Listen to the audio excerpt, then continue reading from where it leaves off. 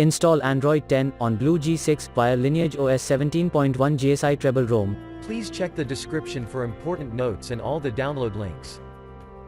First download ROM and GApps packages, then transfer the downloaded files to the phone storage, link is in the description below. Step 2. Boot your device into TWRP recovery. Once in TWRP, click on Wipe, Advanced Wipe, and select the check boxes, as shown in the image, excluding internal storage.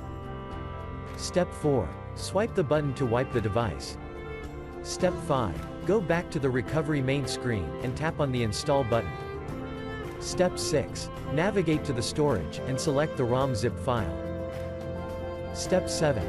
Finally, swipe the button on the screen, to install ROM file. Step 8. Flash the GApps zip package, in the same manner. Step 9. After GApps flashing completes, select Wipe Cache and Dalvik from bottom left side of screen, and swipe to wipe. Step 10. When the flashing process is complete, hit Reboot System. That's it, you have successfully installed the ROM on your device.